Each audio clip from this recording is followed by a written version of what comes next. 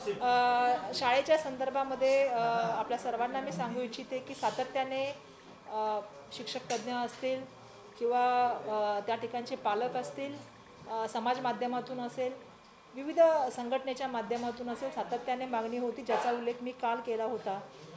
आणि मोठ्या प्रमाणामध्ये आम्ही ज्या वेळेला सीओशी म्हणजे मुख्य कार्यकारी अधिकाऱ्यांची चर्चा केली होती आणि इतरही अधिकाऱ्यांची चर्चा केली होती, सगळ्यांचं एक म्हणणं आलं होतं की स्थानिक स्तरावरती हे अधिकार देण्यात यावेत.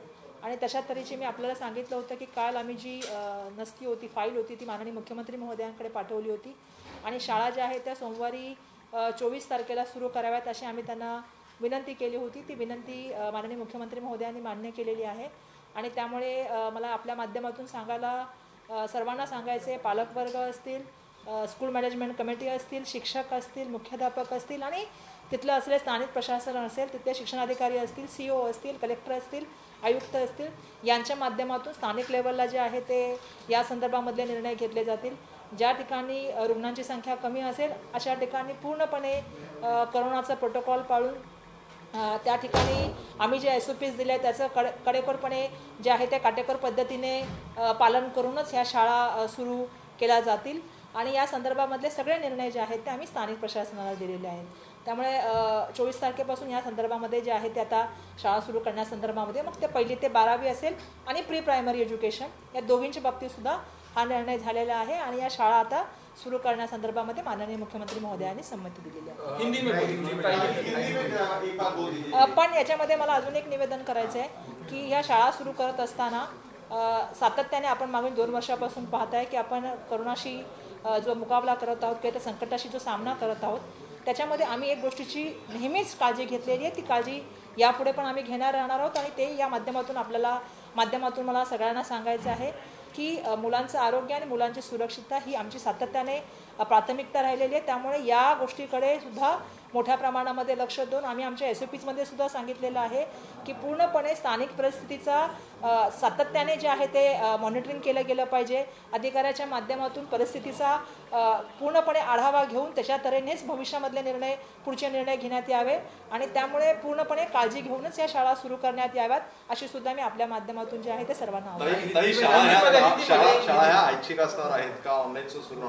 नाही. आता याच्यामध्ये आपल्या सर्वांना माहिती आहे की मागील काळामध्ये सुद्धा ज्या वेळेला आपण या शाळा सुरू करण्यासंदर्भामधला निर्णय घेतला त्यावेळी पेडियाट्रिक टास्क फोर्सने जे आम्हाला SOPs सांगितल्या होत्या, आमच्या ज्या SOPs होत्या त्याच्यामध्ये याचा उल्लेख आहे. त्याच्यामध्ये पालकांची संमती आवश्यक आहे आणि त्यामुळे ज्या विद्यार्थ्यांचे पालक संमत देतात ते विद्यार्थी शाळेत येतील.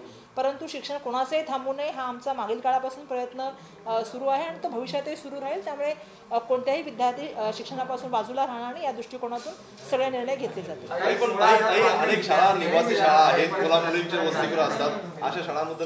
निवासी शाळा संदर्भामध्ये या संदर्भामध्ये आता थोडंसं आम्हाला अभ्यास करून यावं लागेल कारण मागील काळामधला अनुभव जर बघितला तर मोठ्या प्रमाणामध्ये जी म्हणजे मुलांना जे पॉझिटिव्ह झाले आणि जे आपल्या सर्वांना माहिती आहे की शिक्षक असतील या सगळ्यांच्या बाबतीत जी घटना घडल्या या ज्या मोठ्या प्रमाणात ज्या झाल्या त्या ज्या ठिकाणी निवासी गृह आहेत म्हणजे आमचं नवोदित विद्यालय असेल किंवा सामाजिक आणि आदिवासी विभागाच्या माध्यमातून चालणारी वसतिगृह असतील तर त्या संदर्भामध्ये मला वाटतं येणाऱ्या काळामध्ये आम्ही निर्णय घेऊ. परंतु डे स्कूल तरी आता आपण सुरू करण्यासंदर्भामधला निर्णय घेतलेला आहे आणि 24 तारखेपासून जे आहे ते आपण जसं मी सांगितलं की पहिल्यांदा आपण कधी प्री प्रायमरीबद्दल निर्णय घेतला नव्हता पण यावेळेला आपण प्री प्रायमरीबद्दल सुद्धा निर्णय घेतलेला आहे आणि त्याचबरोबर 1ली ते 12वीच्या विद्यार्थ्यांसंदर्भात महानगरपालिका क्षेत्रामध्ये 16,000 विद्यार्थी असे जे पात्र आहेत लसीकरणासाठी पण पालकांनी त्यांना संमती दिलेली नाही का? नाही, जसं मी सांगितलं की आमच्या SOPsमध्येच आम्ही आता नव्याने 2 गोष्टी टाकत आहोत.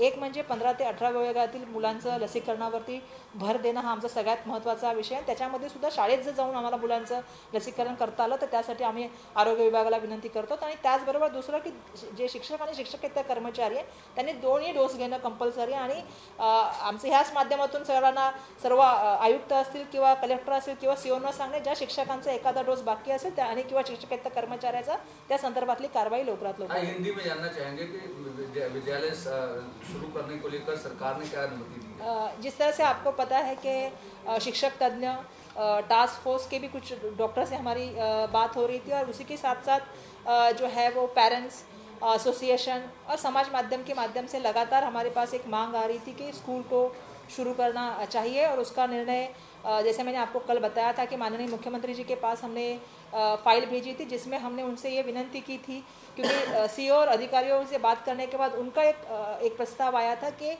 ये जो स्कूल का निर्णय है शुरू करने का, ये स्थानिक लेवल पे अधिकार दिया जाए, क्योंकि महाराष्ट्र में अलग अलग जगहों पे अलग अलग परिस्थितियां हैं। और ऐसे समय में ये फाइल हमने कल माननीय मुख्यमंत्री महोदय जी के पास भेजी थी, जिसको माननीय मुख्यमंत्री महोदय जी ने सम्मति दी है। और मंडे 24 से जो है वो स्कूल शुरू हो रहे हैं, 1 से 12वीं तक, और प्री प्राइमरी स्कूल का भी शुरू करने का निर्णय हमने लिया है। लेकिन ये निर्णय लेते वक्त हमने जैसा कहा था पहले भी कि पूरी तरह से SOPs का पालन किया जाएगा, जो प्रोटोकॉल कोविड-19 के माध्यम से दिए गए हैं उसका पूरी तरह से पालन किया जाएगा, और स्थानिक परिस्थिति को मॉनिटरिंग करके सबको कंसर्न लेके ही ये स्कूल शुरू करने का निर्णय वहाँ पे लिया जाएगा। और इसमें ये करते वक्त पूरी तरह से ये ध्यान देना होगा कि बच्चों की हेल्थ और बच्चों की सेफ्टी हमारी हमेशा प्रायोरिटी रही है। और इसीलिए कोई भी निर्णय लेने से पहले हम बहुत सारी चीज़ों का वो है पढ़ाई करके ही निर्णय ले रहे। जब संख्या बढ़ी तो स्कूल बंद करने का निर्णय लिया गया। अब हम ये निर्णय ले रहे हैं ताकि बच्चों को हम एक सुरक्षित वातावरण दे सकें और उनका एजुकेशन का भी लॉस नहीं हो। ताई, जिस तरीके से खास करके आपके पास लगातार लेटर्स आ रहे थे, विधायकों के कई लेटर्स आपके पास आए, स्कूल क्या कितना कंसर्न था लोगों का कि स्कूल शुरू करने? नहीं, बिल्कुल आपको पता है, जैसा जिक्र आपने किया कि तज्ञों के लेटर आए, पेरेंट्स एसोसिएशन के लेटर्स आए, विधानसभा के सदस्यों के, हमारे कुछ MLAs के लेटर आए। सभी का कंसर्न यही है कि एजुकेशन शुरू रहना चाहिए, क्योंकि बच्चे कहीं ना कहीं सोशल एनवायरनमेंट, इंटरेक्टिव सेशन और कहीं ना कहीं स्कूल के एनवायरनमेंट को मिस कर रहे थे। तो उनका सबका कहना था स्कूल शुरू होने चाहिए।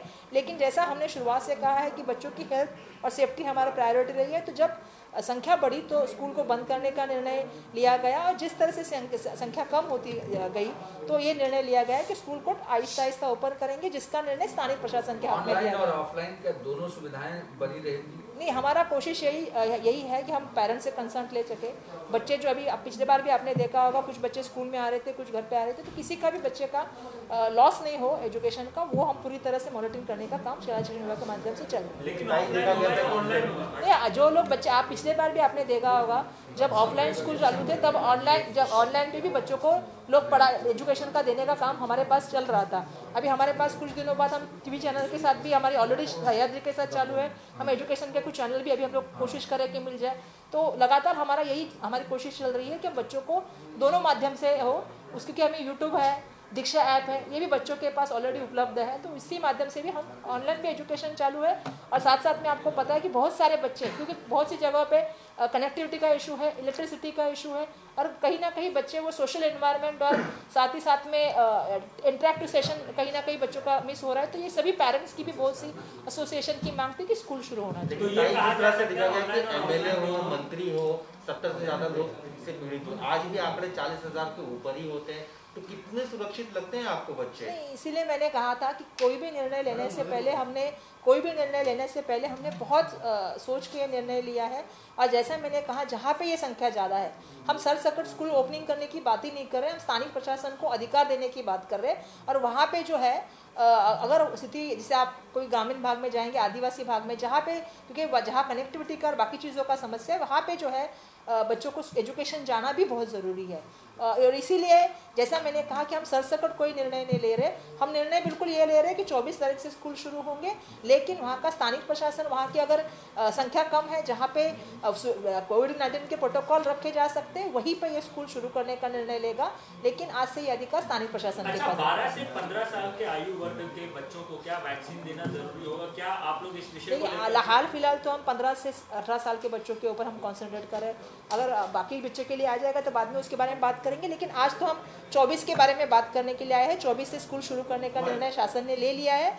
और मुझे लगता है इसमें स्थानीय स्वराज्य संस्था, लोक प्रतिनिधि, पेरेंट, स्कूल मैनेजमेंट कमिटी साथ में मिलकर निर्णय लेगी और पूरी सुरक्षितता का वातावरण करके स्कूल सुरू केलं. नाही, वॅक्सिनच्या बाबतीमध्ये आम्ही असा निर्णय घेतला की 15 ते 18 वर्षाच्या मुलांना शाळेमध्ये येऊन वॅक्सिन करावं असं आम्ही विनंती आरोग्य विभागाला करतो. नाही, बरोबर आहे तुमचं म्हणणं भाऊ, पण माझं एक या ठिकाणी सांगणं आहे की तिथल्या स्थानिक प्रशासनाने निर्णय घेताना तिथल्या स्थानिक परिस्थितीचा आढावा घेतला पाहिजे.